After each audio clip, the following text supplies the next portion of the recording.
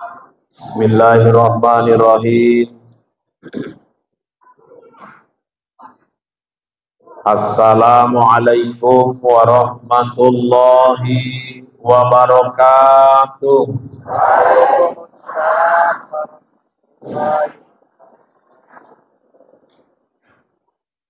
Alhamdulillahi rabbil alamin. Wa bihi nasta'in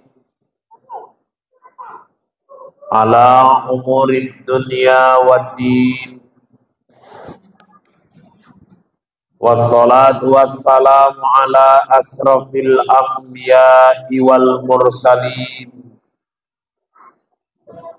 Sayyidina wa maulana Muhammadin wa ala alihi wa ashabihil mujahidin at-tahirin. Amma ba'du, subhanaka la ilma lana illa ma 'allamtana innaka antal alimul hakim. Wala haula wala quwwata illa billahil aliyil azim. Qala Allah ta'ala fil Qur'anil Karim. A'udzu billahi minasy syaithanir rajim. Bismillahirrahmanirrahim. Subhanalladzi asra bi 'abdihi lailam minal masjidil harami ilal masjidil aqsa alladzi barakna haulahu linuriyahu min ayatina innahu huwas sami'ul basir. Sadaqallahul azim wa sadaqa rasuluhun nabiyul karim wa nahnu ala dzalika minasyahidin wasyakirin.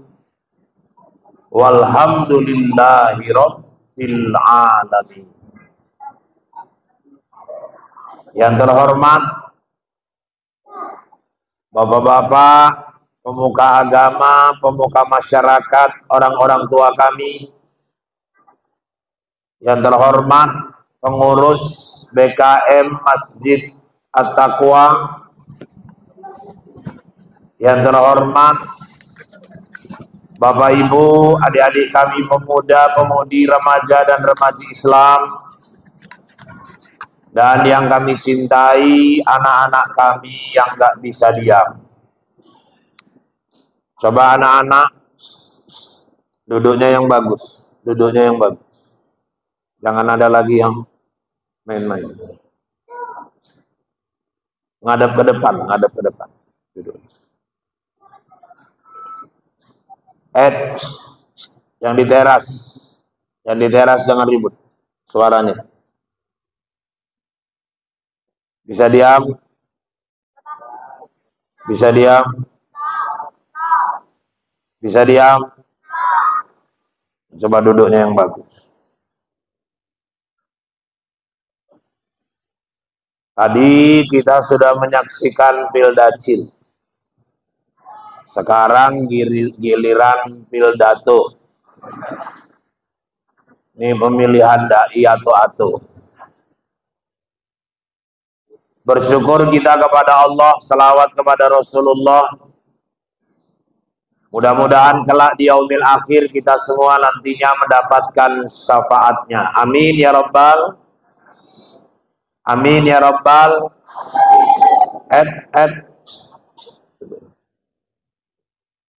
Saya kemarin ceramah acara kayak gini juga di Deli Tua. Ada 2 orang Bu, anak-anak. Ustadz ceramah ribut aja, ngobrol aja sama kawannya, ganggu. Saya tarik, saya berdirikan di depan. Sampai selesai ceramah, nanti berdiri di sebelah saya. Ini aku tengok udah ada 2 orang yang mau tarik. Dua-dua laki-laki. Kecuali nanti selama ceramah dia tobat, Nah, diam. Nggak jadi kita tarik. Yang di teras, tolong suaranya. Itu jangan duduk di atas. Elai. Turun. Jangan di atas. Bapak Ibu yang dirahmati Allah, Rasulullah Sallallahu Alaihi Wasallam sebelum diisra mi'rajkan, beliau menjalani proses ruhaniyah, di mana waktu itu beliau sedang tidur di dalam Masjidil Haram bersama sahabatnya yang juga sepupunya yang bernama Ja'far. Datanglah malaikat Jibril dan Mikail, diangkat tubuh Nabi, dibawa ke tepi telaga Zam-Zam, dibedah dada Nabi, dibersihkan hatinya, dimasukkan ilmu, iman, dan hikmah ke dalam hati Nabi. Pelajarannya apa, Ustadz? Sebelum Rasulullah naik mi'raj berhadapan dengan Allah, syarat utamanya hatinya harus bersih terlebih dahulu. Ibu-ibu, ketika itu Nabi dibedah dadanya, dibersihkan hatinya. Rupanya sebelum Isra Mi'raj, dada Nabi itu dibedah, itu dah yang kelima. Menandakan bahwa siapapun kita, nanti ketika pulang menghadap Allah, kita semua merindukan ingin bertemu dengan Allah Tuhan kita, dalam keadaan Allah ridho kepada kita. Syarat utamanya, bersihkan dulu hati kita masing-masing. Ibu-ibu yang dirahmati Allah, hari ini banyak orang sibuk beli makeup, beli pembersih wajah, beli vitamin wajah, bedak lapis sampai 3 lapis. Terakhir mukanya pun kayak kue lapis. Karena nanti di sini merah, di atas biru, di atas kuning. Ini merah, kan kayak kue lapis terakhir mukanya. Banyak orang sibuk menata rambut, tapi banyak orang yang lupa untuk menata dan membersihkan hatinya.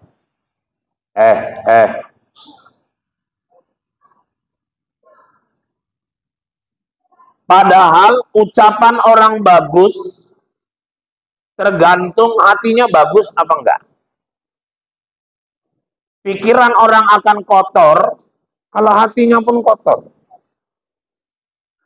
Kenapa orang kadang perilakunya banyak menyimpang, melanggar larangan Allah? Karena memang dia sendiri tidak bisa menata dan membersihkan hatinya. Jadi ini kunci. Dan nanti orang masuk surga bukan lantaran kaya, bukan lantaran ganteng. Innallaha la yanzuru ila suwarikum wala ila amwalikum walaki yanzuru ila qulubikum. Sesungguhnya Allah tidak melihat orang dari kecantikannya, ke hartanya. Allah nggak lihat kegantengannya, kecantikannya. Tapi Allah nengok dari hati. Kalau orang masuk surga karena kaya, Allah nggak adil. Yang masuk surga presiden, ya Prabowo lah sama Jokowi. Yang masuk surga menteri-menteri, gubernur, bupati, wali kota. Yang kasihan yang tukang-tukang cendol, tukang butut, tukang layangan, masuk neraka kabeh. Kalau orang masuk surga karena cantik, ya Asanti lah, Amanda Manopo, Krisdayanti. Yang kasihan kan kayak Omas, Atun, Pok Nori, masuk neraka. Kalau orang masuk surga karena ganteng pun ya Allah nggak adil. Yang masuk surga ya Aldebaran, Hengki Kurniawan, saya. Sementara Mandra, Bokir, Boneng masuk neraka. Allah nggak lihat orang dari hartanya, Allah nggak lihat orang dari kecantikannya, tapi Allah melihat orang dari hatinya. Maka pelajaran utama Isra Mi'raj, yuk bersihkan hati kita masing-masing. Fi qulubihim maradun fazadahumullahu marada. Di hati kamu itu ada penyakit. Kalau tidak kau bersihkan penyakit-penyakit itu, akan bertambah terus penyakit-penyakit. Apa aja penyakit-penyakit hati itu Pak Ustadz? Yang pertama suuzon. Suka buruk sangka. Ini dari tadi nggak bisa diam. Nanti saya tarik berdiri. Coba. Delok wong iku gawanane eleh, ai pandangan. Baru kenal, belum lagi pernah ngobrol, udah bisa bilang, aku delok di tonggo wong baru kayak nggak seneng lah. Kenapa? Kayak wongnya sadis kayak.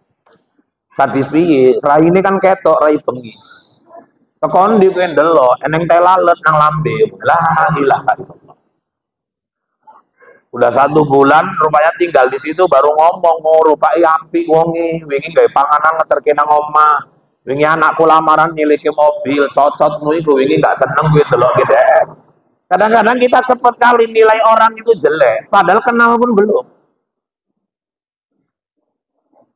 Nanti nampak suami orang boncengan sama perempuan, terus pikirannya kotor. Nampak disimpang diski, terus teko nang omah bojone, aku nggak nyongko tenan lah kakang gayo. Kenapa? Kok tegel ngono yo? Lho kenapa rupane wingi nang diski aku petuk. Petuk piye? Dan boncengan karo wong wedok, wong ayu tenan yo, nggo kacamata, jilbabe biru, nggo baju biru, kapan wingi jam piro? Jam 2, pau ke adik ibu. La ilaha. Lemes ning lapor mau. Memang maksudnya memang arek ngasut. Iki ini kotor. Makanya kalau orang hatinya bersih, dia berusaha pikirannya baik. Kalau orang hatinya bersih, dia akan berusaha husnuzon, berbaik sangka. Sedangkan berburuk sangka sama manusia aja dosanya besar, apalagi buruk sangkanya kepada Allah. Ada orang buruk sangka kepada Allah, Ustaz? Ada. Enek wong tahajud, doa, pirang kali doa, doanya nggak dikabulke. Terus mikir, percumanya tahajud itu. Nggak eneng gunane. Apa itu, Pak? Nah, itu buruk sangka. Kesel-kesel, bengi nongging-nongging, doa nggak dikabulke juga. Nggak eneng gunane tahajud. Nah, itu orang buruk sangka. Dan itu dosanya besar. Dek. Iki saiti tapi kok payah tenan ya. Jane mangan opo padha wani. Ayo. Diam deh. Dek. Jadi bapak ibu sekalian yang dirahmati Allah, pikirannya jelek kepada Allah. Manusia itu haknya berdoa kepada Allah. Dikabulkan apa enggak? Itu Allah yang tahu yang terbaik untuk kita. Kadang kita minta A sama Allah, yang dikasih B. Kalau ibu minta A, ternyata yang dikasih B, berarti itulah yang terbaik. Ibu dulu mungkin masih gadis, ibulah bintangnya di Mencirim. 17 laki-laki mau ngejar-ngejar ibu semua. Ibu berharap jadinya sama Wak Leman, misalnya ini. Tapi takdir Allah, tahu-tahu ibu jadinya sama Wak Paiman. Berarti Paiman itu yang terbaik. Cintai Paiman, sayangi Paiman, kalau perlu kasihi, dan kalau perlu museumkan Wak Paiman itu. Saya pernah ngisi ceramah di kilometer 18. Pulang ceramah, pas mau naik ke mobil, dikejar mama-mama. Pak Ustadz, sebentar Pak Ustadz. Ada apa Bu? Ini Pak Ustadz, ada bontot buat anak-anak. Kan biasa tuh kalau Ustadz ceramah-ceramah di mana-mana kan pulang ada jadi bawa-bawa kayak gitu. Jadi sini yang nggak tahu aku nanti ya Pak. Nggak tiap daerah kan beda-beda, nggak harus sama. Ibu nggak usah baper, udah aku cuma ceritain aja. Ya kalau mau tahu tengok aja aku pulang nanti kayak mana ceritanya. Wis dialekin nang motor, dia ngomong, Pak Ustadz ada apa? Saya mau ngomong 5 menit aja. Silakan. Pak Ustadz, saya ini kan bulan depan mau ngawinkan anak. Waktu mbiyen 2 tahun sing lewat ngawin ke Yayu hujan deres Pak Ustaz. Aku wis nyeluk pawang, tapi rasakku pawangnya pauk tenan mak niku. Pawangnya teko ndi, teko Tunggurono ngene. Wis disyarat-syarati karo DN lah, gak ngerti kok hujan deres, karangan bunga mabur kabeh, modalnya orang balik, Pak. Lo kok eneng pesta nggak balik modal gitu piye, Pak? Jadi maksudnya piye, Bu? Pak Ustadz, tadi kata ketua wirid, udah kau jumpai ya jauh Sarahul, coba minta doa, minta amalan sama dia. Gak usah lagi kau jumpai dukun. Terakhir ibu-ibu, ya udah, ibu mau minta amalan, iya. Apa kira-kira amalannya Pak Ustadz? Tahajud. Tahajud. Eneng mana Pak Ustadz? Selingi mas sholat hajat. Ada lagi Pak Ustadz? Ada. Apa itu? Kalau bisa, nanti menjelang pesta santuni anak yatim. 30, 40, terserah. Minta doa sama anak yatim. Doa anak yatim itu diperhatikan Allah. Ada lagi Pak Ustadz? Ada. Apa itu? Kemudian jaluk terus, saya pakai terus. Kalau bisa, ibu puasa Senin Kamis sampai nanti pelaksanaan pesta. Ada lagi Pak Ustadz? Ada. Apa itu? Nenek wong tua, wong susah, tuku beras pun payah, tuku lagi beras. Jaluk doa karo wong susah. Wong susah, wong lemah itu doanya diperhatikan Allah. Kok akeh tenan Pak, wong kuwi jaluk terus, kok kakek terus. Maksudnya gak enteng Pak, boloro-loro ae ngono. Ya wis. Kalau mau 2 jam malam tahajud, sholat hajat, kemudian nanti santuni anak yatim. Ustadz bantu doa lah, insya Allah. Coba ini yang 2 ini sama yang baju hijau pindah sebelah sana. Pindah belah sana. Sana belah sana. Ini yang baju hijau juga, pindah belah. Pindah. Ketimbang tak pindahin nang kerendos, pindah rono. Udah. Ya udah, pegang aja. Wes. Nanti Jadi ibu sekalian yang dirahmati Allah, akhirnya diamalkan sama dia. Tiap malam tahajud, sholat hajat. 3 hari menjelang pesta hari Jumat, undangan anak yatim. 30 orang. Alhamdulillah Bu, pas hari hanya cuacanya itu cerah kali Bu. Isu. Nah, ini kan ceritanya isu. Ijab kabul lancar. Siapa nyuruh pindah? Udah mentuai balik dah. Jadi ibu-ibu yang dirahmati Allah, cuacanya cerah pagi. Ijab kabul lancar. Akad nikahnya lancar, kemudian marhaban pun lancar. Setengah siji mulai peteng nembur. Ade eling pesta nyerei ayu. Kenapa? Peteng. Wis ke menengai cocotmu, aku wis tahajud. Wis sholat hajat, usarahul wis bantu doa. Ke menengai, aman nih. Rupa ibu jam siji gerimis.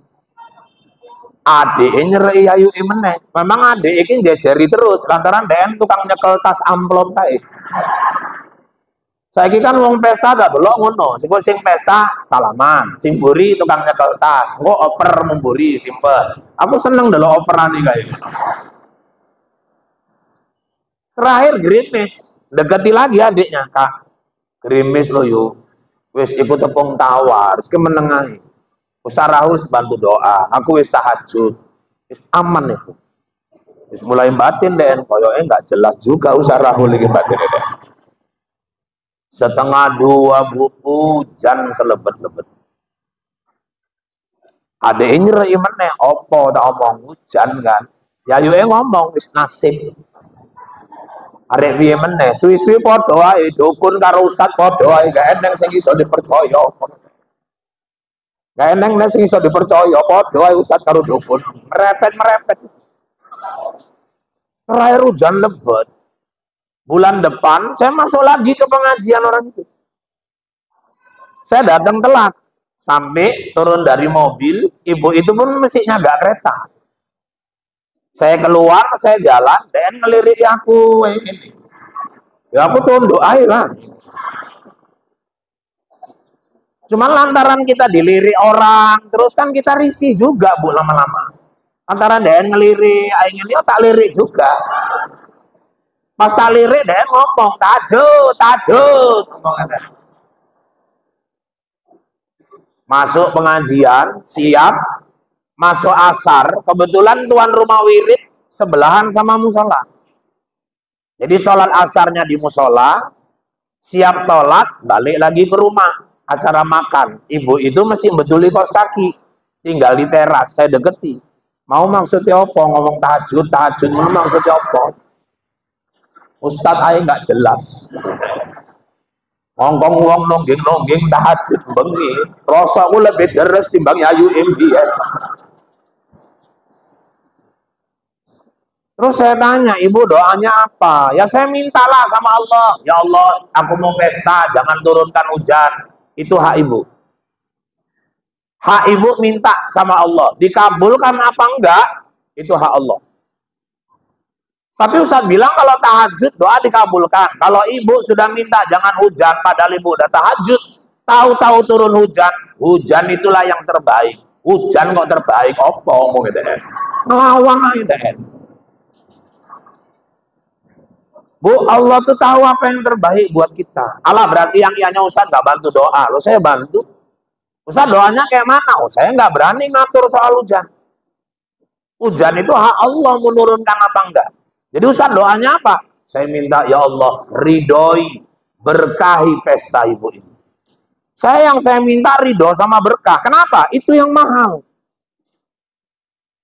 Orang selama ini pesta fokusnya di cuaca. Ada orang pesta pagi sampai malam, setetes air nggak ada turun. Cuacanya cerah, tamunya rame, hidangannya orang semua puas. Hiburannya jadi bahan ceritaan. Memang jan paten tenan pesta nih. Tapi 6 bulan siap pesta, anaknya cerai. Untuk apa? Ada juga orang pesta, memang hujan, tapi rumah tangganya anaknya tentrem. Malah lahir cucu-cucunya hafal Quran. Kenapa enggak? Kok kayak alergi kali sama hujan? Ibu doa minta jangan turun hujan. Sementara petani-petani yang baru nancepkan padinya itu, orang tuh doa minta hujan. Ya lah gak balak lah kalian, ibu bilang. Ibu doa minta jangan turun hujan. Sementara yang punya dorsemir itu, leng duit dorsemir kan doa nih jalur nek iso tiap hari hujan. Makanya tukang dorsemir sama tukang es, kalau doa nggak pernah akur itu. Yang satu minta panas, ada yang satu minta hujan aja. Sholat sak masjid pula itu malaikat bingung, leng ada dicatat. Ibu doa minta jangan turun hujan. Sementara pohon-pohon sawit itu tiap hari tasbih minta hujan. Coba tanya diri kita berapa kali tasbih sehari semalam? Ibu doa minta jangan turun hujan. Sementara mama-mama yang masa Covid gila kembang kayak. Mama-mama kan masa Covid podo tidak kembang, anggar betul lompong tandur, sampai sak janda bolong mau ditanduri kabeh.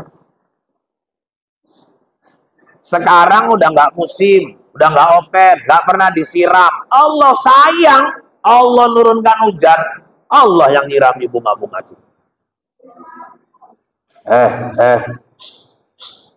Kok nggak arisan pula? Ayo, ngadep kemari. Ngadep.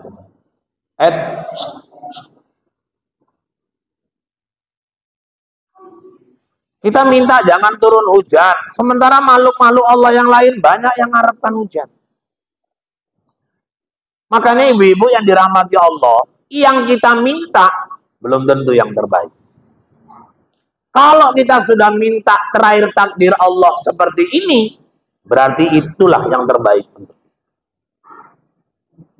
Makanya jangan maksakan yang terbaik itu menurut pikiran kita. Kalau sudah terjadi takdir, ikuti maunya Allah.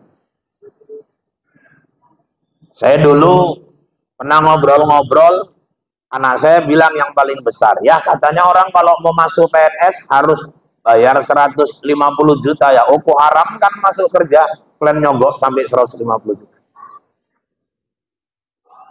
Kalau kalian masuk kerja nyogok, masuk polisi, masuk tentara, masuk pegawai, bayar 150 juta, gaji pertamamu sampai kau pensiun haram semua itu. Kenapa? Karena kau awali dari suap menyuap. Ya cuman kalau nggak gitu kita kalah ya sama yang lain. Nggak apa-apa kalah. Pintu rezeki yang lain banyak. Nabi juga bukan PNS kok. Kadang-kadang PNS itu penampilannya aja yang luar biasa, pakaian rapi, steady, ganteng, gagah, padahal gajian tinggal limpul aja duitnya. Asik dipotongi bang sumut aja.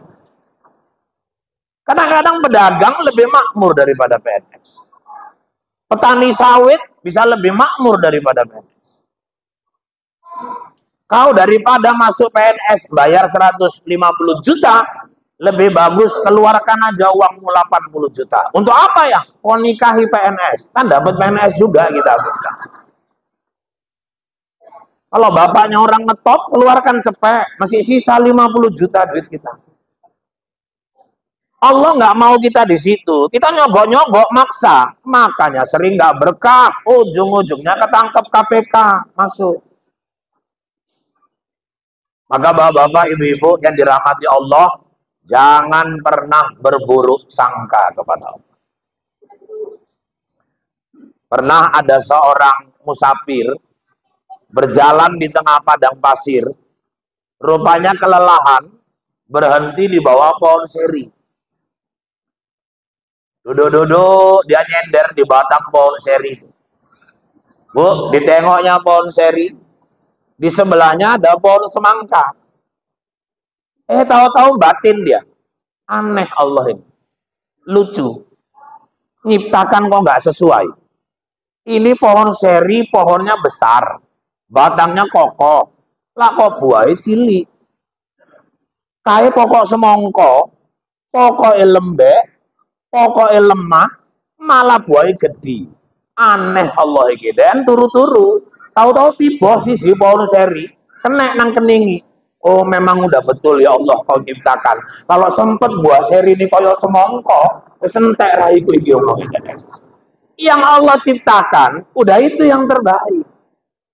Gak usah diprotes-protes.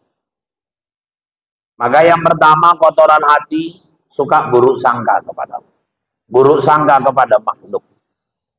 Apalagi Pak Ustadz, kotoran hati sombong. Gak ada manusia yang berhak sombong di dunia ini. Biasanya orang sombong karena ada kelebihan, ganteng, sombong, cantik, sombong, kaya, sombong, pinter, sombong. Iku iki mending. Sing parah wis ireng, elek, pendek, tonggek, pesek, gak pernah masuk TV, sombong bulan. Cuman bedakan orang sombong sama orang peka. Ojo wong peka pun diomong ke sombong. Kelewat, wah, sombong tenan awak iku Pak, diceluk menengahi, awak iku nggak sombong, ben peka. Wah, sombong tenan selama peka ya, Wak, lamalah sombong selama peka. Kata Allah, kesombongan itu selendangku. Siapa yang memakai selendangku, kucampakkan dia ke neraka. Artinya, nggak ada makhluk yang berhak sombong di muka bumi.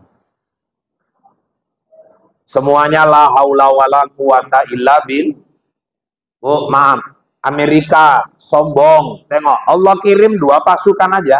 Api sama angin, sebentar aja 42.000 hektar habis hutan-hutan di Los Angeles.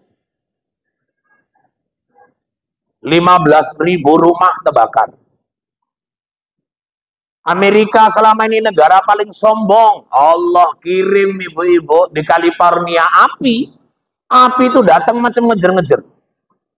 Api tadi di video, di aspal, macam jalan sendiri, Bu. Padahal nggak ada bensin di sini. Api itu jalan macam ngejer-ngejer orang. Macam kiamat kecil di Amerika. Sehingga semalam kita cek, yang selama ini $1 16.000, hari ini turun jadi 8.000. Kalau Allah mau jatuhkan, sebentar. Nggak ada yang boleh sombong. Fir'aun sombong, sebentar aja ditenggelamkan Allah. Raja Namrud sombong, matinya cuman gara-gara nyamuk. Ibu-ibu beterbangan nyamuk di sekitar dia. Ada yang bilang satu versi lalat. Beterbangan lalat tadi, wah rupanya bola balik dipukul, nggak kena-kena, masuk ke kamar lalatnya ikut, keluar lagi lalatnya ikut. Ujung-ujungnya masuk ke lubang hidungnya, macam dibor terus naik sampai ke otak. Bingung Raja Namrud, stres, dihantukkannya kepalanya ke dinding, pecah kepalanya, mati cuman gara-gara lalat. Makanya nggak ada orang yang boleh sombong di dunia. Prabowo hebat karena punya rakyat. Bupati hebat, kita yang milih kok. Kalau nggak kita pilih pun nggak duduk dia jadi bupati. DPR udah duduk, jangan sombong, kita yang milih. Ustadz, jangan sombong. Aku ceramah, kalau nggak ada ibu-ibu, aku mau ngapain di sini? Protokol bilang kepada Pak Ustadz, silahkan menyampaikan ceramah Isra Mi'raj. Berhubung kami mau undangan ini hari Minggu, kami harus pulang. Silakan Pak Ustadz ceramah di depan ambal-ambal kami. Mau 2 jam pun nggak ada masalah Pak, honor nggak kami potong. Aku riko bayar piro pun aku nggak gelem tenan. Ngopo ya aku nyocot nang kene geneng ning ngerti. Lewat wong nang dalan podo mandek, podo takok. Iku ustadz wis suwi kaya ngono omonge wong. Saya hari ini bisa ceramah karena ada Bapak Ibu. Artinya apa? Nggak ada kita yang boleh sombong. Sombong itu kotoran hati. Apalagi Pak Ustadz, iri, dengki. Ini penyakit hati. Iri dengki ini biasanya menghasilkan S4. Seneng nengok orang susah, susah nengok orang seneng. Tetangga beli kompor gas, dia yang kepanasan. Tetangga beli kulkas, gigil kedinginan. Tetangga naik haji, dia yang naik tensi. Senin tonggone tuku kereta baru ngelus dodo, itu baru. Wit tekon dia yo. Ngangsur nih, kok ngangsur, alah, nek kontan wis ora ngangsur. Ngangsur pun bayar dhewe kok, eling keter. Selasa tahu-tahu teko kursi Jepara baru buat jantungnya kuman. Opname nang Sundari. Nang rumah sakit wong miliki padha ngobrol. Omongnya Senin sesuk awak iku ngerehab omah, stroke, mati sebelah awak.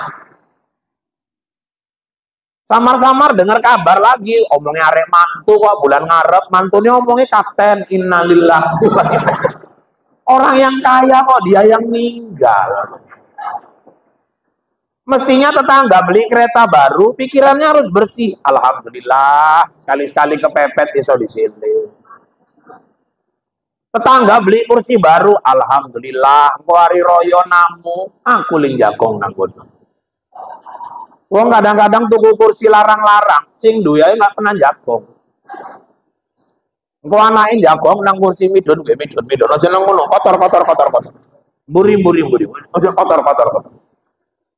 Bali wirid, bapaknya turu nang kursi, malah direpeti, alah bang, gak ngerti aku kesel ket isu.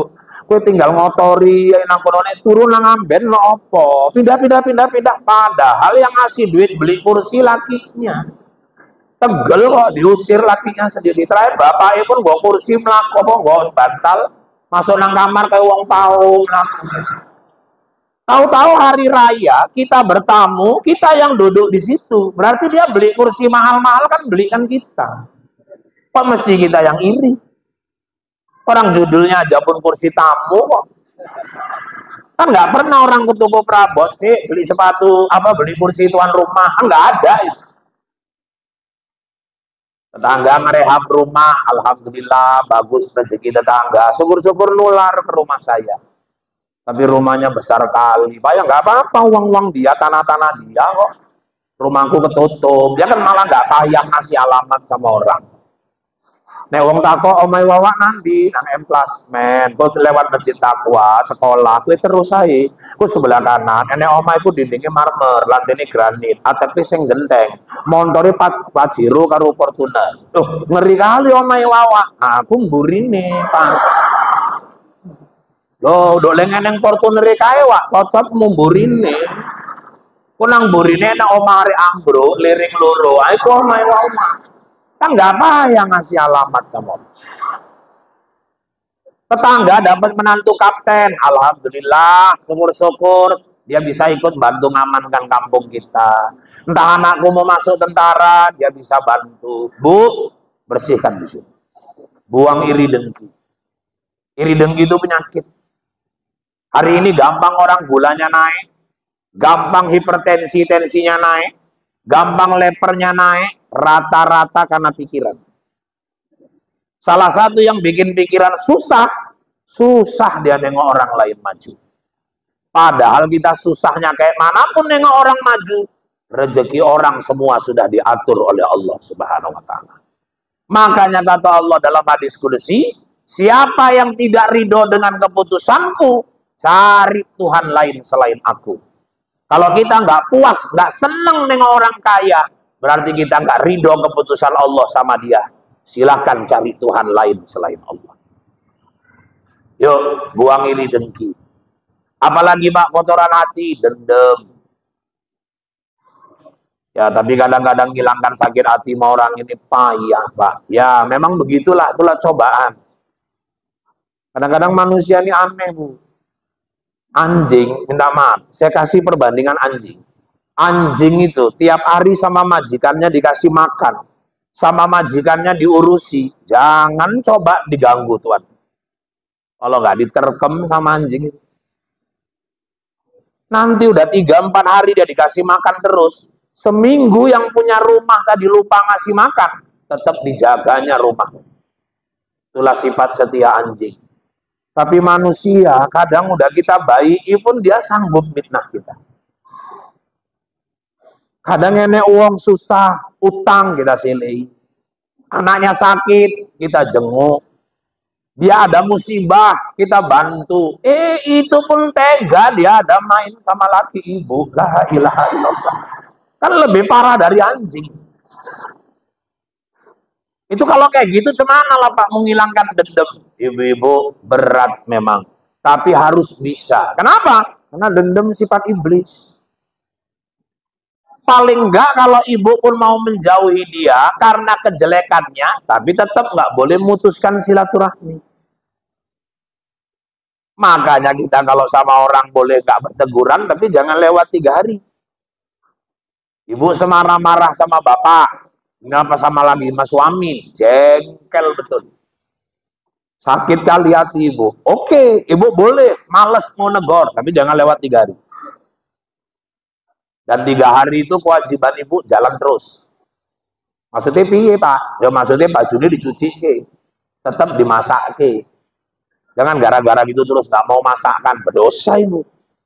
Kalau ada biasa pulang kerja minum kopi, bikinkan. Ini kadang kalau udah nggak cakepan, podo gemblongi luru-luru. Suaminya pulang, masuk rumah salamnya aja pun udah beda. Assalamualaikum. Mana ada Assalamualaikum? Assalamualaikum. Istrinya pun nyaut, lam. Si Assalamualaikum, lam. Apalah artinya itu coba? Suaminya masuk rumah, biasa minum kopi, mau minta bikinkan, lagi nggak cakepan. Mau WA, paketnya habis. Terakhir cemana caranya? Pakai kode lah, kopi. Woi, kopi. Neneng ngomah nang omah kopi yo. Ibu seneng nggak seneng ibu bikinkan. Walaupun lagi jengkel cici, kopi ini nggak doi wong. Aku nih gak lantaran ceramah rahulis nggak males. Ibu kacau sambil ibu tengok. Suaminya pun ngelirik batin, sambil batin mampus kalah wes sekali gitu. Pas suaminya jalan ke kamar mandi, istrinya tinggal-tinggal, nggak ada orang, ditambahi kopinya, cuy, mampus. Dan nggak iso lali di karo aku mampus. Udah siap, suaminya mandi, dia panggilnya anaknya, man, ya Pak, antarkan kopi bapakmu. Lo kok nggak mama, salah sudi aku terkirun.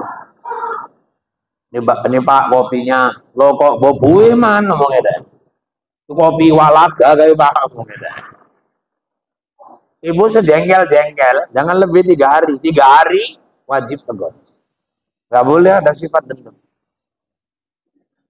Dah, apalagi Pak Ustadz, ibu-ibu yang dirahmati Allah suka meremehkan orang, ini juga kotoran hati. Apalagi Pak, ria, mamer-mamerkan amal. Iku masjid takwa, nek eneng aku gak usah cerita. Semen ku pirang sak nang gono. Piro wak loro, mabur loro kok anggar. Seberapa banyak pun sedekah ibu, kalau perlu tangan kanan memberi, tangan kiri pun jangan mengetahui. Saya salut, saya pernah sholat di Masjid Tanah Tinggi Binjai. Ada orang impak Bu, untuk masjid itu 15 juta. Ditulis di papan, 15 juta Pak Polan. Rupanya yang nyumbang tadi ditariknya Najir. Pak Najir, bentar Pak Najir. Ini. Kenapa? Ini untuk apa nama saya ditulis-tulis di papan ini? Ya untuk laporan Pak, nggak penting aku laporan. Urusanku sama Allah. Payah jaga hati ini Pak Najir. Tolong hapus, buat aja hamba Allah. 15 juta nyumbang, malu dia namanya ditulis. Ada orang nyumbang cepek, nggak ditulis, ngamuk kok. Pak Najir jeneng gundi, sing diwa, cepek wingi. Nabi Israel tak tekek tenan ngomong kaya pun. Ibu tahajud, udah kalau bisa biar Allah aja yang tahu. Paling kalaupun ngajak suami. Ini kadang-kadang baru sekali tahajud sak wiritan digairo kabeh. Ngairone pun nggo modus pura-pura asem urat kumat. Gak ling krungu diulangi meneh asem urat kumat. Apa wak? Asem urat kumat. Lho kok iso kumat? Kena banyu mbok bengi. Lho kok iso kena banyu wak? Tapi wudu tahajud. Alah. Bu, ibadah jaga ikhlas, bukan karena siapapun, semata-mata karena Allah. Dah, ini satu pelajaran Isra Mi'raj. Yang kedua, waktu Nabi Isra naik buruk, tahu-tahu dari sebelah kanan ada yang jerit manggil, Muhammad, pelan-pelan. Nabi lewat. Tahu-tahu dari sebelah kiri, Muhammad, pelan-pelan. Nabi lewat terus. Tahu-tahu dari arah depan ada nenek tua tapi cantik. Inilah bedanya sama nenek emplasmen. Kalau nenek emplasmen kan makin tua makin pewot deh kan. Ini makin tua makin cantik. Nelly, nenek lincah. Sampai di sebuah tempat Nabi nanya, Jibril, ya itu yang manggil aku dari sebelah kanan tadi siapa? Itu pendeta Yahudi. Yang sebelah kiri pendeta Nasrani, Kristen. Untung kau nggak berhenti. Kalau kau penuhi panggilan dia, kau berhenti, umatmu lebih condong sama Yahudi dan Nasrani, Kristen daripada Islam yang hak dan benar. Makanya di Quran Allah sudah ingatkan, walan tardo angkal yahudu walan nasara hatta tattabi'a millatahum. Ketahuilah orang-orang Yahudi dan Kristen itu nggak akan senang melihat kamu sebelum kau ikuti ajaran agama mereka. Makanya hati-hati, yuk jaga anak-anak kita. Ibu-ibu, sekarang ini cara orang merusak agama macam-macam. Satu, dari teknologi. Hari ini tanpa kita sadari, anak-anak kita diciptakan nggak peduli lingkungan, nggak peduli orang tua. Kalau udah megang handphone, siapapun lewat dia udah nggak open lagi. Handphone ini saya melihat untuk ke anak-anak kita sebagai anak yang belum punya modal saringan lebih banyak merusak.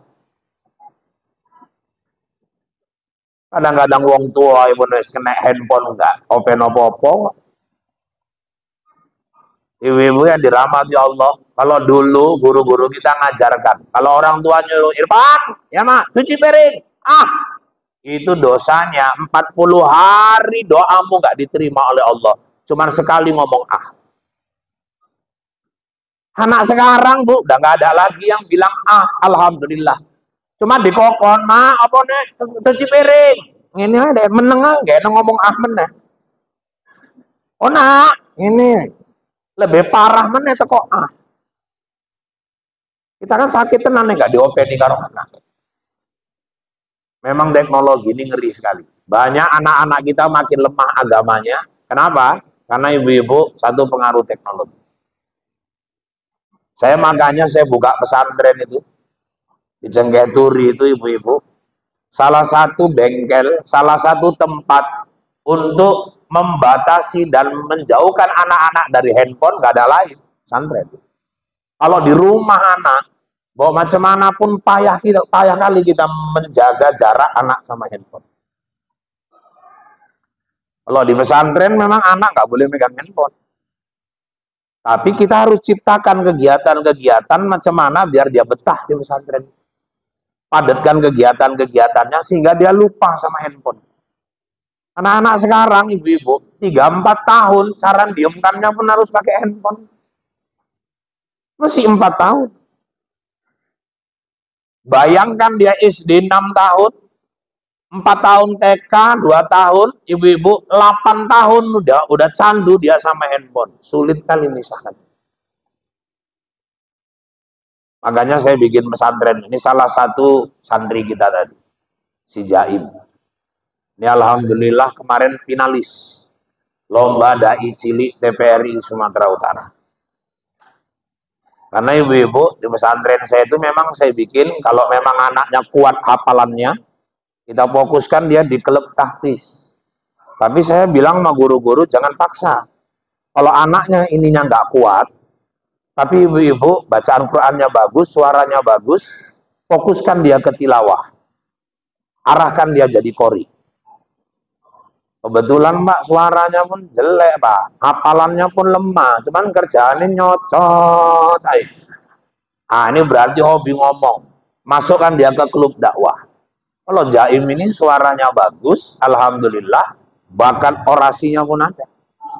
Arahkan dia. Bahkan saya buka tahun ini mulai atas saran orang-orang tua, kita bikin klub, kita bikin kelas PKU, pendidikan kader ulamanya.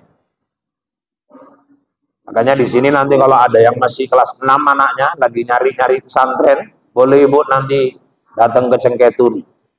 Kalau ibu dari Tandem masuk dari Simpang Mbak Nur ke dalam, 2,5 kilo lebih kurang. Di dalam ciri-ciri pesantrennya, di depannya ada bangunan Ka'bah. Masjidnya saya bikin bentuk Ka'bah. Dan ibu-ibu, ini kita udah mulai buka penerimaan. Tahun ini kami terima 90 santri, sudah hampir 40 ini yang mendaftar.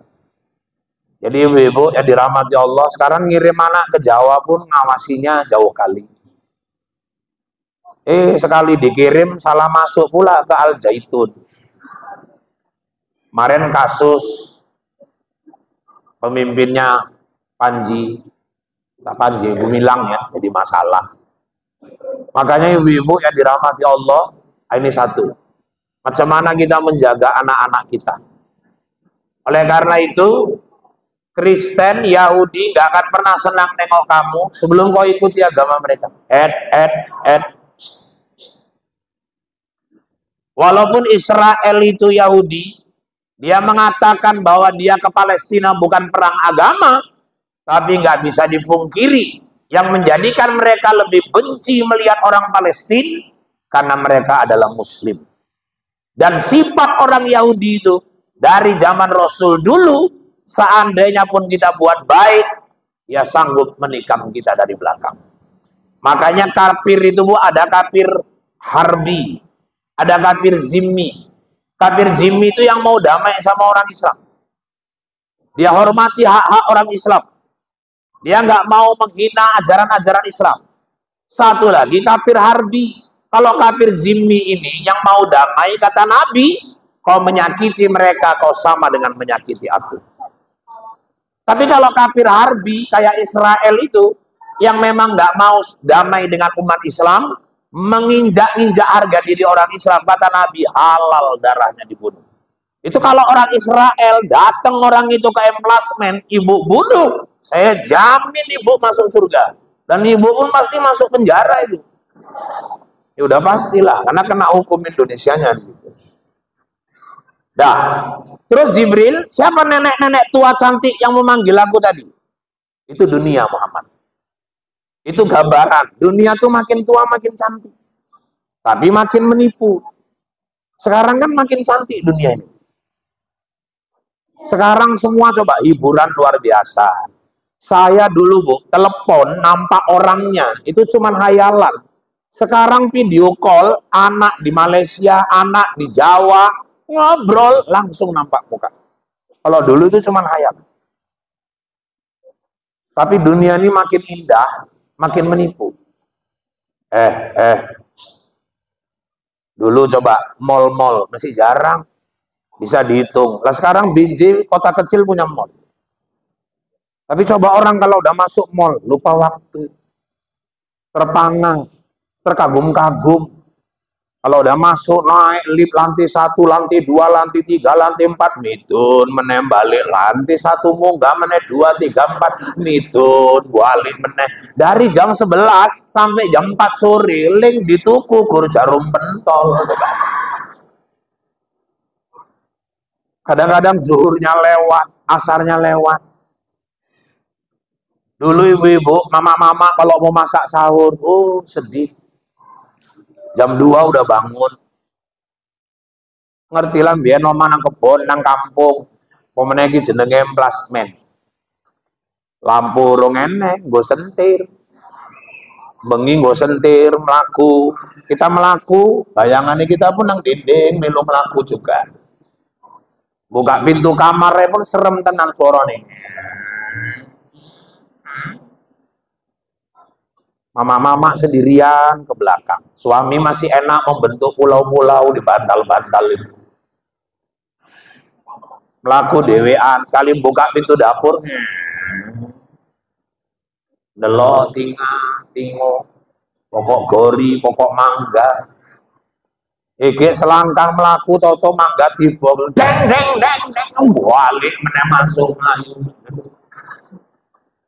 Sampai menjero baru sadar, oh mangga diboh lagi balik. Dan nyusuni kayu ditungku. Matone pun iki ayup-ayupan. Kadang-kadang salah cekel uget-uget rupanya malah ulo yang kecekel. Dah ambil minyak, ambil korek, semprong. Sebelah kanan. Dewean. Kondol cepet pun gak ada yang ngerti. Kadang-kadang gak gur cuman durai ngembus, ngisor pun melu ngembus. Bangun. Pergi ke kamar mandi, ke sumur, udah ikannya dibawa, dicuci. Bawang cabai dicuci. Udah siap, bawa lagi sentir. Ambil semprong lagi. Munggah api ini, naikkan nasi, kering, kurangi apinya. Sambil nunggu nasi mateng, mama kita tahajud. Siap tahajud, nasi pun mateng. Naikkan lagi wajan, mulai nyayur, semprong lagi. Pokoknya begitu senjata ini nggak semprong sentir, nggak semprong sentir. Jam 4 siapkan makanan di meja, bangun di suami, bangun di anak-anak. Suaminya sekali bangun nengok istrinya jerit, tidak. Rupanya wis ireng kabeh ra ibu. Apa enggak bolak-balik nyemprong. Itu zaman dulu. Kalau sekarang tinggal main cok. Tinggal pejet, cetek. Setel alarm. Mikir, ngapain bangun cepet-cepet lagi. Nasi udah mateng, lauk udah ada. Akhirnya sahur, bangun jam 4. Susun-susun tinggal makan. Orang udah ninggalkan tahajud. Dunia makin tua makin indah, tapi makin menipu. Ibu-ibu, makanya jangan tertipu sama dunia ini. Dunia ini tempat mampir sementara, walaupun orang Islam juga harus megang dunia. Kadang-kadang ada juga orang ngomong, alah gak penting itu, jangan ngejar-ngejar dunia. Oh, salah itu. Dunia ini bukan dikejar-kejar, tapi harus dipegang. Kalau orang Islam nggak mau megang dunia, nanti orang kafir yang megang, nanti yang jadi caleg orang kafir semua. Orang Islam nggak perlu harta. Terakhir ibu-ibu yang jadi calon bupati orang kafir semua. Kita pun nggak rela. Orang Islam harus kaya. Orang kita aja doa diajari Allah, Rabbana atina fid dunya hasanah wa fil akhirati hasanah. Kita disuruh ngejar bahagia dunia, bahagia akhirat. Tetangga saya dulu kan gaduh gara-gara doa ini. Suami istri sholat berjamaah, siap sholat istrinya ngajai salaman.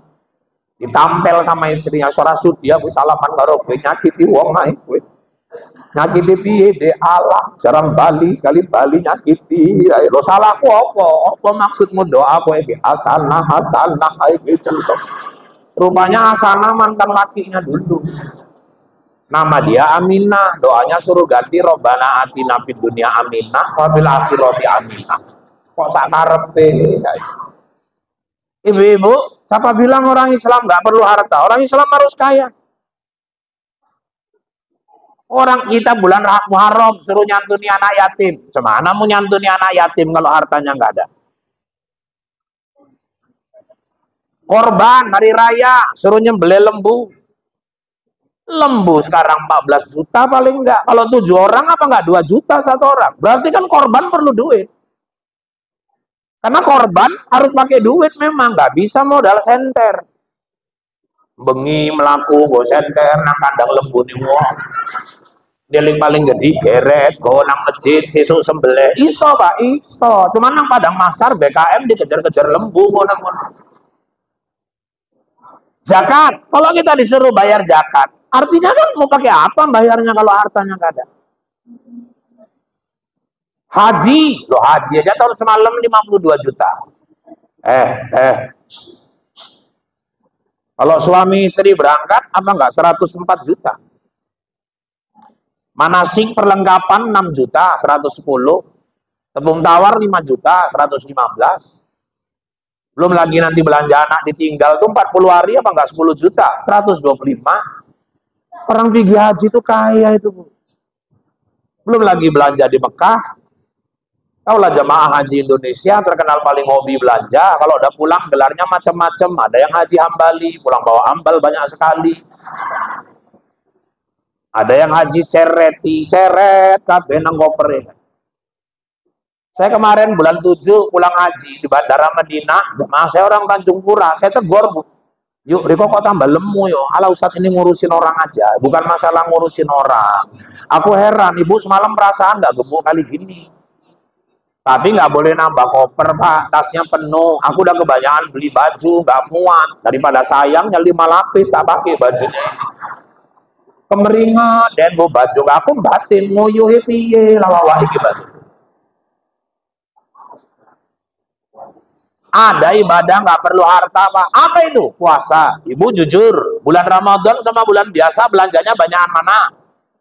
Ramadan. Jangan bilang puasa nggak perlu harta. Oh gaduh. Nggak boleh, pantang. Ya udah. Wis. Ngeluk wak pula itu. Aku setelan ke omah garang-garang diceluk wawak pula itu. Jadi rahmat ya Allah. Nggak lali aku gara-gara kalian mau. Jadi ibu-ibu kalau dibilang puasa nggak perlu harta, ya nggak setuju lah. Coba kita tengok bulan Ramadan. Kalau bulan biasa nyayur pagi, nyayur sore, selesai. Bulan Ramadan sahur, makan malam, belum biaya bukaannya lagi. Kadang-kadang biaya bukaan lebih mahal daripada makan malam. Karena kita ini modelnya kalau udah 10 hari puasa lagi, bawaannya kan pitem aja. Oke, toh wong gue tabung gas, perasaannya kelopon nom. Oke, toh peceran koyo cendol yo. Menang omah tiba curu, kayak purma apa kayak. Sore jalan-jalan ke diski cari bukaan, semua dibeli. Mulai cendol, risol, odol-odol, longol-longol, rendang jengkol, jambu bol, dodol. Terakhir bar maghrib saoma ke beol-beol kabeh. Siapa bilang orang Islam nggak perlu harta? Ada Pak ibadah nggak perlu harta? Apa itu? Sholat. Lu masjid ini kalau nggak ada harta orang Islam mana mungkin kayak gini megahnya? Ini ambal beli. Lekung paling murah cepek limpul. Ustaz kok tahu? Bujuku dodolan, makanya ngerti aku sini. Siapa bilang orang Islam gak perlu harta? Bu, orang Islam kerja keras, cari harta. Tapi kata Imam Ali karamallahu wajhah, letakkan harta itu di tanganmu, jangan letakkan di hatimu. Kalau orang meletakkan harta di hatinya, hidup tuh nanti pikirannya harta, nggak peduli halal haram. Tapi kalau diletakkan di tangan, dia cari harta, dia yang mengendalikan harta ini dibawanya kemana? Bawa dia ke surga, apa bawa dia ke neraka? Jadi ibu-ibu yang dirahmati Allah, silakan cari harta. Tapi cemana harta itu nyebrangkan kita ke surga. Boleh Pak punya mobil, oh silahkan. Tapi niatnya tengok. Kalau niatnya beli mobil cuma mau pamer sama tetangga, bagusan gak usah, jadi dosa. Beli mobil mau ngangeng-ngangeng saudara, bagusan gak usah. Ya enggak lah Pak, saya kan mau bahagiakan anak-anak, istri, supaya kalau undangan sama keluarga, mengenalkan keluarga sama yang lain, kan enak kalau ada mobil, beli. Udah itu Pak Ustadz, kalau misalnya mau ada acara-acara undangan, arisan, kan enak kalau ada mobil, beli. Udah itu Pak Ustadz, kalau ada pengajian akbar, aku bisa bawa tetangga-tetanggaku ngaji pakai mobilku, kan jadi amal. Oh, kalau itu niatmu beli mobil, kau belum beli udah dapat pahala. Udah tahu mana tahu nanti ada tetangga sakit Pak Ustadz, kalau ada mobilku kan aku bisa bawa, kan tidak perlu dibawa ke rumah sakit. Ada Isra Mi'raj, Maulid, perlu jemput Ustadz, jemput Kori, bisa pakai mobilku. Udah beli aja, beli. Jadi punya mobil, mobilnya menghasilkan amal. Rugi orang punya mobil, kalau mobilnya nggak bisa menghasilkan amal. Ibu-ibu kadang ada tetangganya sakit. Loh, kenapa yuk? Boleh beca. Kenapa? Kakangmu kumah. Kumat apa nih yuk? Bulan nih munggah. Pirang dino yuk, patang dino. Jadi piye kakang saiki kae nang jero rubungi semut. Wong jenenge gulane munggah. Jadi maksudnya piye yuk? Ada di nang rumah sakit, nang Sundari Kampung Lalang. Bang, keluarkan mobil, tetangga sakit itu. Bawa ke rumah sakit, keluarkan mobil, gotong, masukkan rumah sakit. Unit gawat darurat, ruang rawat inap, diinfus, masukkan obat. Yuk, wis siap aku tak bali yo. Dek, iki dek duit minyak lo kok cerita duit minyak kok. Dia kok nganggap aku tonggo apa dulur?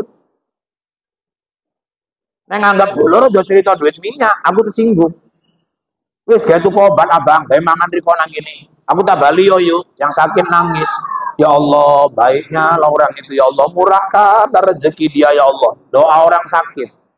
Kalau kayak gini orang punya mobil, dilarang. Orang mobilnya menghasilkan pahala kok. Kadang ada orang punya mobil, tetangganya keter. Ngopo yuk, boleh beca. Kenapa? Kakangmu kumat apa nih? Asam urat munggah. Jadi piye kakang, kain nang kamar, telentang telungkup nang amben. Jadi maksudnya piye yuk, ada gua nang rumah sakit. Jadi ngopoi, boleh beca. Yuk, nang simpang yuk. Oke, ngomong gitu. Ning sakit pun batin cocot mulane ning simpang ojo diajari. Aku pun ngerti nang simpang ate becak. Kowe ndek motor gawe apa? Montong lontong lah kowe ngomong. Rugi kita punya mobil, kalau mobil nggak bisa menghasilkan pahala. Di masjid rapat, bapak-bapak, ibu-ibu, kita akan mengadakan Isra Mi'raj tanggal sekian, tenda sudah oke, sound system oke, konsumsi oke, undangan juga sudah oke. Ustadznya udah kita tentukan siapa, tapi kayaknya tinggal satu lagi nih yang belum. Apa itu? Tadi sore Ustadz nelpon saya, Ustadznya minta jemput. Kira-kira mobil siapa ya? Udah, gak usah dibahas, mobilku. Itu kan sedep.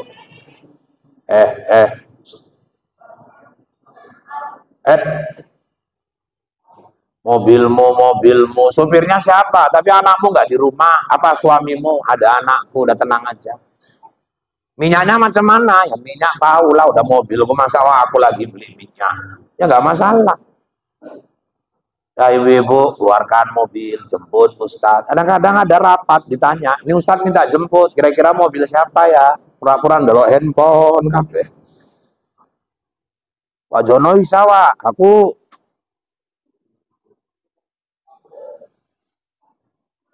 Tes.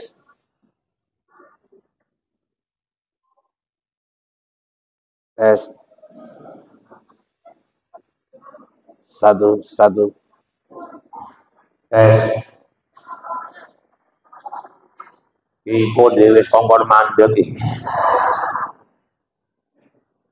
Pak Jono iso aku motorku piye yo bali tipis.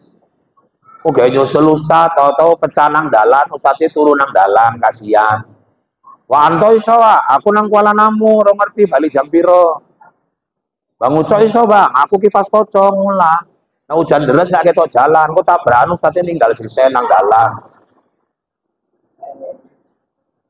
Saya ceramah ke Karangrejo Tandem, yang jemput saya motor Galas Lembu. Sing pickup yang burine yang besi-besi nih kayak.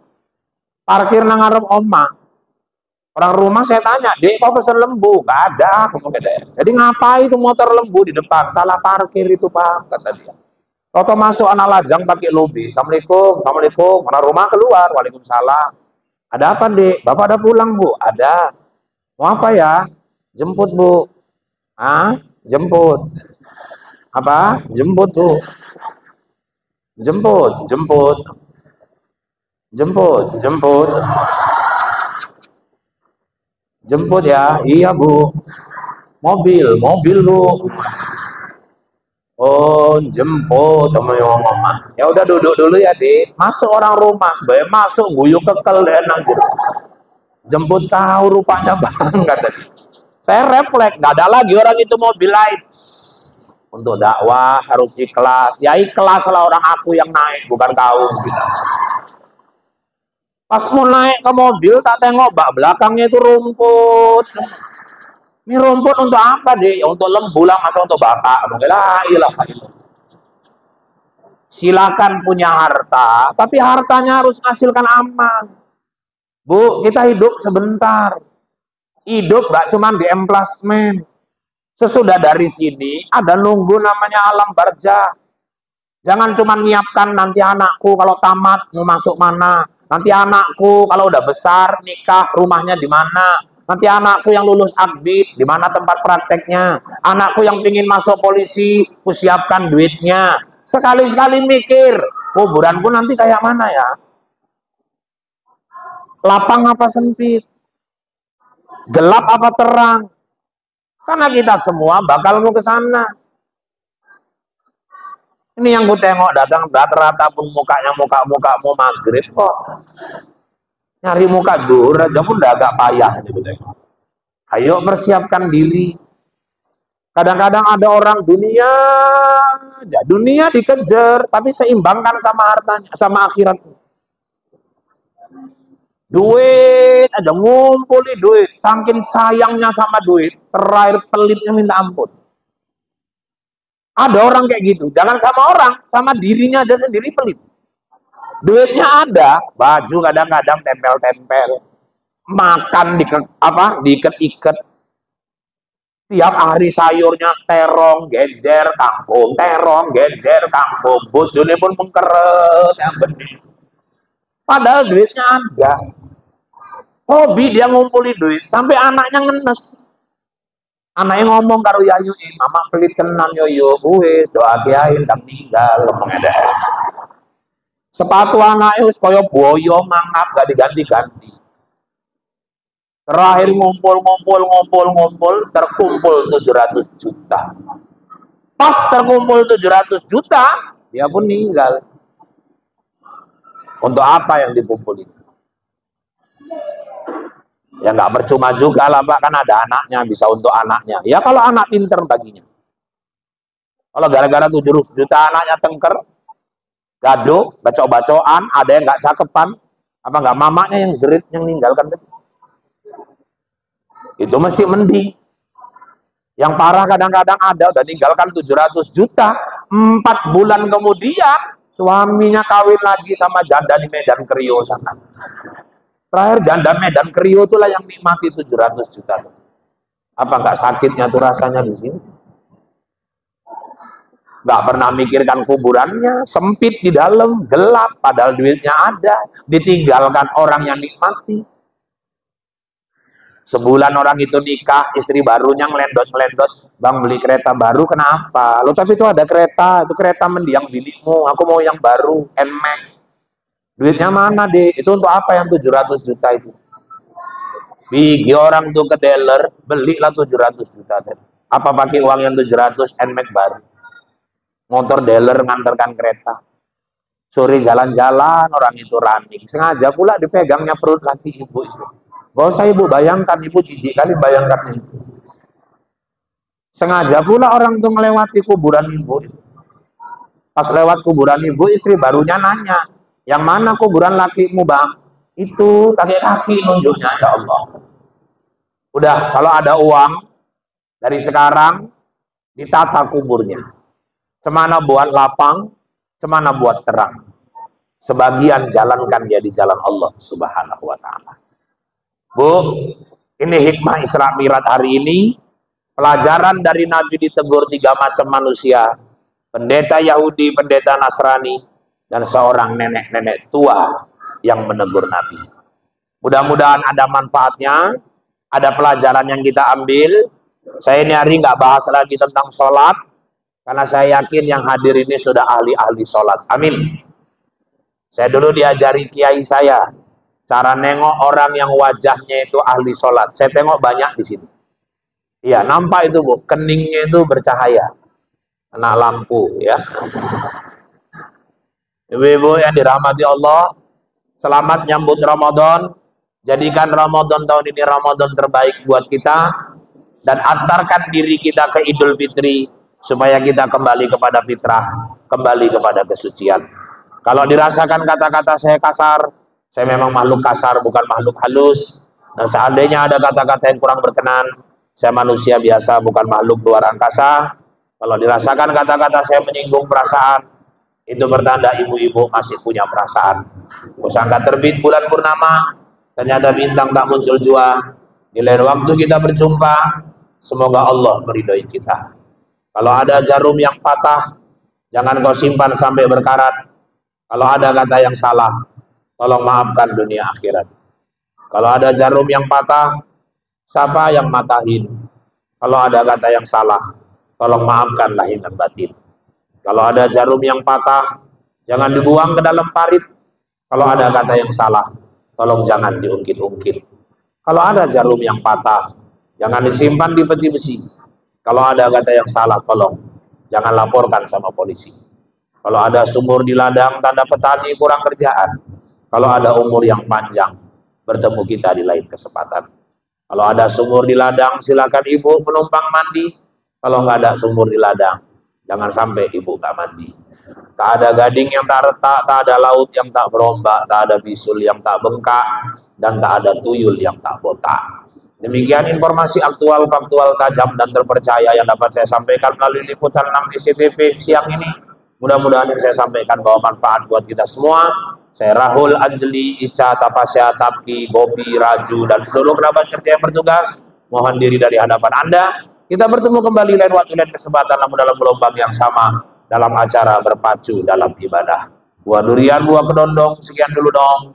Burung irian, burung cendrawasih, cukup sekian dan terima kasih. Kue bangkit si kue loyang, kacang tojin si kue bawang. Itulah kue-kue hari raya Idul Fitri. Ini saja yang dapat saya sampaikan. Izinkan saya kembali ke Bombay. Wabillahi taufiq wal hidayah. Wassalamualaikum warahmatullahi wabarakatuh. A'udzubillah.